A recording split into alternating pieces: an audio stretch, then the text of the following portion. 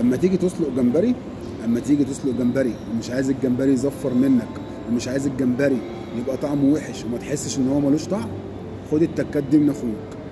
ميه ساقعه على النار، ميه من الحنفيه، يعني مش ميه ساقعه من التلاجة، ميه من الحنفيه، عليها جزر، عليها بصل، عليها كرفس، عليها كرات، عليها سلايزات ليمون، عليها سلايزات برتقال، عليها فلفل حصى، عليها ملح، عليها فصين حبهان، عليها قرنفل، عليها ورقتين لورا، عليها انس ستار اللي هو نجمة اليانسون، ما عندكش نجمة اليانسون حط باكت يانسون، ما عندكش يانسون حط فينوكيا وتبقى معلم لو لقيت الفينوكيا، وهنتكلم على الفينوكيا دي في حلقة لوحدها عشان دي موضوع. ولو انت تعرف الفينوكيا وايه اللي ممكن نعمله منها وايه استخداماتها وايه فوائدها قول لي في التعليقات ونفيد بعض كلنا.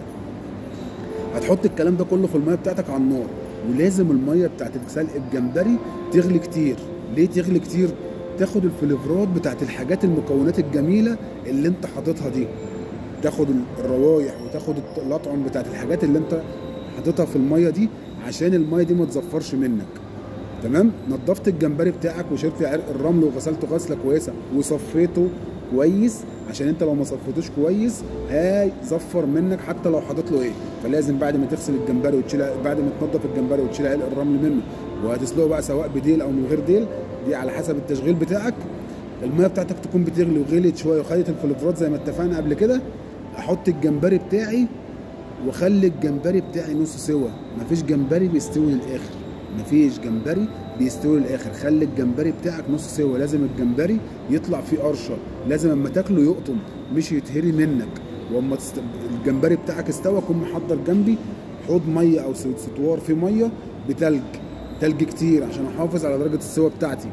اسيبه في الميه التلج مش كتير، اسيبه في الميه التلج دي برده مش كتير عشان ما يشربش مني ميه ويفنشر ويبقى طعمه وحش. مجرد ما يبرد اقوم مطلعه على مصفى وما احطوش على بعضه، يعني ما اصفوش في شنوار على حسب الكميه اللي انا عاملها. يعني اللي عامل 3 4 كيلو احطهم في مصفتين 3 بحيث ان الموضوع يبقى اسهل معايا. وحافظت على الجمبري بتاعي وسلقته سلقه محترمه وقدمته بطريقه محترمه. ولو انت عايز تتبيلات محترمه ولو عايز حاجات حلوه هتنفعك بص على اول تعليق لتتبيلات الجمبري. اتمنى اكون افدتكم.